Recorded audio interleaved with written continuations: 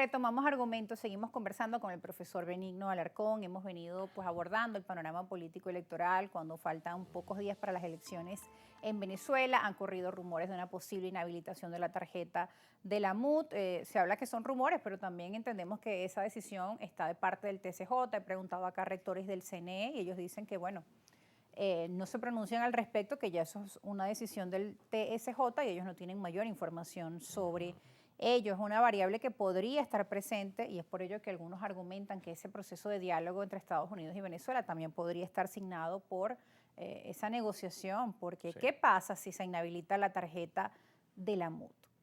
Sí, bueno, a ver, en mi opinión muy personal, si se inhabilita la tarjeta de la MUD, estaríamos básicamente frente a un fraude electoral, donde básicamente se están robando la elección y ya no hay elección en un escenario de esa naturaleza. Y yo creo que en un escenario donde ya no hay elección, bueno, el escenario se da para cualquier cosa que querramos imaginar. Allí puede pasar cualquier cosa, cosas que Por ejemplo, evidentemente van a pasar. Bueno, que sencillamente las negociaciones entre el gobierno de Venezuela y de los Estados Unidos terminan. Posiblemente que otras cosas van a pasar, que la Unión Europea no tiene más nada que negociar con el gobierno y las sanciones y medidas que haya contra funcionarios o contra ciertos sectores en Venezuela, pues seguramente se van a mantener. un Entonces, aislamiento a Venezuela como hemos visto en sí, el entonces pasado. justamente es el escenario que nadie quiere y creo que para empezar el gobierno no quiere. Y creo que el gobierno lo que le interesa es que esta elección sea reconocida como legítima para poder decir, bueno, si yo gano la elección, pues sencillamente normalicemos las relaciones, permítame interactuar de forma normal con la comunidad internacional, de poder tener acceso al sistema financiero internacional, etcétera, etcétera. Pero si se produce un fraude, y el fraude obviamente puede ser la eliminación de la tarjeta cuando falta un mes para la elección, pues evidentemente estaríamos en un escenario donde es muy difícil que alguien reconozca la validez de esa elección. Eso es lo que creo que podría pasar en ese escenario. Y creo que esa es la razón por la cual no hemos tenido ese escenario hasta el día de hoy. Y espero que no lo tengamos de aquí al 28. O sea, yo creo que aquí lo que cabe esperar es que la gente decida y que a la gente se le permita votar por quien quiere votar. Y hoy en día una de las tarjetas más importantes que hay en el tarjetón electoral obviamente es la tarjeta de la unidad y por el lado del gobierno es la tarjeta del PSUV. Si tú quitas la tarjeta de la unidad, es como que tú lleves a Maduro a la elección presidencial sin la tarjeta del PSUV.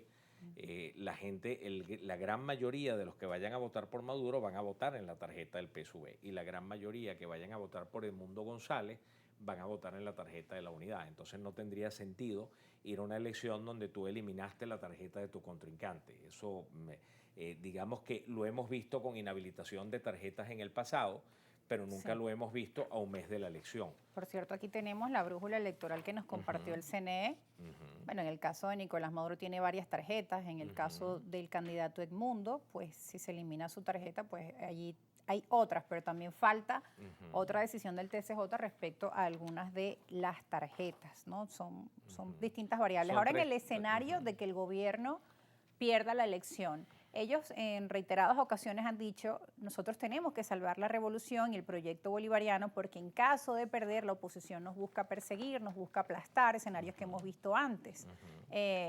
En este caso, pues el candidato Edmundo en muchas ocasiones pues ha hablado de un proceso de reconciliación y de paz, pero muchos sectores del gobierno dicen que no creen en estos discursos y que la oposición extremista se encuentra detrás para volver con elementos que hemos visto en el pasado. Bueno, yo creo que al final del día, a mí la verdad es que me tiene sin cuidado lo que piensen unos u otros. La realidad del asunto es que a la que va a decidir es la gente, es el elector. Entonces el elector verá si le crea a uno o le crea al otro. Yo creo que la campaña basada en el miedo no va a dar resultado, no va a funcionar. Creo que es una campaña inútil. Yo creo que todo el país sabe que el voto es secreto. Si había una cosa que generaba algún temor, era el temor de si el voto era secreto o no es secreto. Creo que todo el país sabe que el voto es secreto y inclusive aquellas personas, muchas que trabajarán posiblemente en la administración pública, van a terminar votando contra el mismo gobierno porque quieren votar por un cambio. O sea, el hecho de que el voto sea secreto de alguna manera es una garantía para que la gente se exprese con libertad y yo creo que eso es fundamental. Y a mí me encantaría que, por ejemplo, el Consejo Nacional Electoral, que es a quien le corresponde, montar una campaña para garantizarle a la gente que el voto es secreto, pero si no la monta, bueno, yo creo que es importante que la gente sepa que el voto es secreto. pero por el otro lado es la gente la que va a tomar la decisión. O sea, yo creo que al final del día el que no la debe no la teme, y yo creo que el hecho de que digan, bueno, es que la oposición nos va a perseguir o va a hacer esto, va a hacer lo otro, bueno, yo no creo que esa sea la Y para ello se intención. habla de un proceso de garantías o de un acuerdo de paz política, Sí, gane quien gane, de reconocer al exacto, y adversario. yo no creo que esa sea la intención, porque por el otro lado, aunque el chavismo pierda, el chavismo sigue siendo un actor político muy importante en el país. En la asamblea. De hecho, al próximo gobierno, gane quien gane, le va a tocar gobernar con la Asamblea Nacional que domina el chavismo, que domina el oficialismo. Entonces, al final del día, no podemos decir que se le puede pasar la planadora a alguien eh, y hacer lo que le da la gana. Yo creo que al final el país tiene que llegar a un entendimiento, y al final del día el chavismo va a seguir estando allí, va a seguir siendo un actor político importante. Quizás, como decía el presidente Lula Ignacio da Silva hace un tiempo atrás, en el futuro vuelva a haber la oportunidad de regresar al poder, como el mismo presidente del Brasil volvió a regresar al poder en un momento dado, y lo que no podemos terminar haciendo es convirtiendo una elección en una guerra. O sea, no se trata de eso. Yo creo que lo que hay que hacer es respetar los resultados. Y hablando de eso, yo creo que algo que es muy importante es notar que esta no es una elección cualquiera.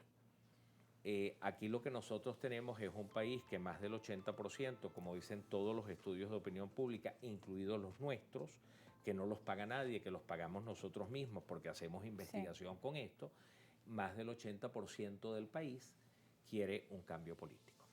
Y básicamente, ¿por qué? Bueno, porque es lo normal. Cuando nosotros estábamos en el periodo previo, antes de que Chávez llegara al poder, era normal que hubiera alternancia, principalmente entre Acción Democrática y COPEI. Y después llegó Convergencia. Pero la realidad del asunto es que lo normal es que hubiera alternancia. Bueno, ahora sucede lo mismo. La gente después de 25 años quiere algo distinto.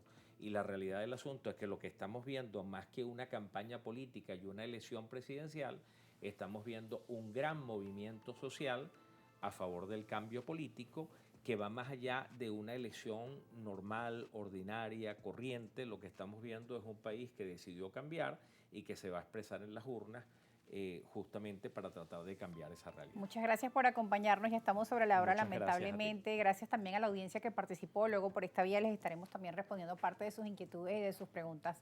Gracias por estar con nosotros. Gracias. Y recuerden ustedes que pueden volver a ver esta entrevista completa a las 11 de la noche y también la entrevista anterior a través de la señal de Globovisión, ya que en el transcurso del programa fuimos interrumpidos por una transmisión presidencial. Recuerden que también en el canal de YouTube Argumentos GB estarán todos los links de estas entrevistas. Hasta la próxima.